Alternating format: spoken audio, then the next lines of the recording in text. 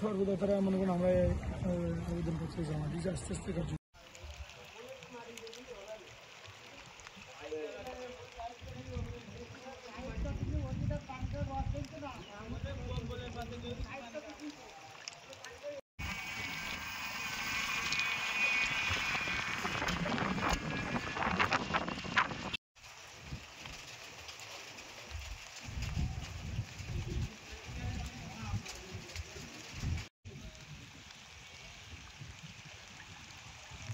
DC সাহেব, তারপরে পানি উন্নয়ন বোর্ড 2 নম্বর, তারপরে আমাদের যে পিউনু সাহেব আগের থেকে যদি উদ্যোগ নিত তাই এত ক্ষতি আমাদের হতো না। এখন কয়েক লক্ষ টাকা ওটা চলে গেছে 2 দিনে।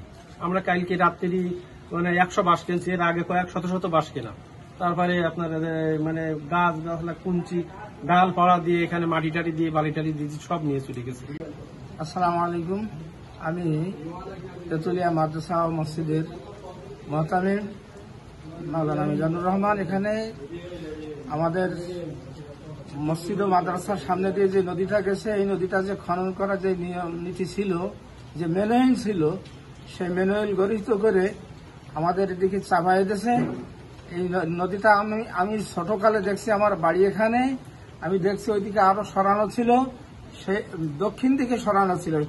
সেটাকে মনে হয় এখানে কালো টাকার কাজ করেছে বলে আমাদের সন্দেহ হচ্ছে, যার কারণে আমরা এই জিনিসটা যেটা পূর্বকার ছিল তাছাড়া অন্যরকম দেখছি, রূপরেখাটা ভিন্ন দেখতেছি।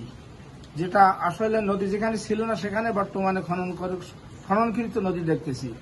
এই জন্য আমাদের এখন এই পাড়ের যত বসত বাড়ি আছে সবাই ক্ষতির সম্মুখীন। এমনকি এই মসজিদটা নদীগর্ভে নিবন্ধিত হয়েছে কিছু দূর, এবং ওখানে কিছু একটা বিল্ডিংও বিলীন হয়ে গেছে, এবং খুব ক্ষতির ভিতরে তেতুলিয়া চর জামে মসজিদ ও মাদ্রাসা খুব আশঙ্কার ভিতরে রয়েছে। থাকবে কিনা এই নিয়ে অত্যন্ত আশঙ্কার ভিতরে রয়েছে। আমার নাম মোহাম্মদ মামুন সর্দার। আমি 11 নম্বর কাটাকাটি ইউনিয়নে আশাশুনি থানার তেতুলিয়া চর জামে মসজিদের একজন মুসল্লি।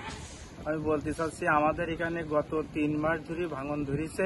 অলরেডি আমাদের মাদ্রাসার একটা ঘর চলে গেছে, এখন আমাদের মসজিদের কানা এসে গেছে ভাঙন। আমরা অনেক জায়গায় ইউনো স্যার, পানি উন্নয়ন বোর্ড, ডিসি অফিসে বিভিন্ন জায়গায় জানাইছে, তারা কোনো পদক্ষেপ এখনো পর্যন্ত নেয়নি। আজকে তারা সরজমিনে আসছিল, আর গতকালকে ইউনো স্যার আসছিল আমাদের এখানে। তারা একটা আশ্বাস দিয়েছে আগামীকাল থেকে আমাদের এখানে কাজ করবে। এখন এই ভাঙন কিভাবে এখন এই ভাঙন রোধ করতে হলে আমরা এলাকাবাসী যতদূর সাধ্য চেষ্টা করেছি, কিন্তু কোনো কিছু হয়নি। আমরা চাচ্ছি সরকারের একটা অনুদান দিয়ে তাদের মাধ্যমে আমাদের এই ভাঙনটা ঠিক করা হোক, আমরা এলাকাবাসী তাদের কাছে দাবি। না, এই যে 2-3 দিন আগে ভাঙা শুরু হইলো, তাই 2-3 দিনই পানি উন্নয়ন বোর্ড এখানে আসছিল। 2-3 দিন পানি উন্নয়ন বোর্ডে আসছিল না। আমরা অনেক জানানোর পরে অনেক চেষ্টা করেছি, করার পরে আজকে আসছিল। তারা কাজ করবে কবে থেকে? তারা আগামীকালকের থেকে কাজ করবে আমাদের আশ্বাস দিয়েছে, আর আজকে কম্বল দিয়েছে আমাদের এখানে। ঠিক আছে।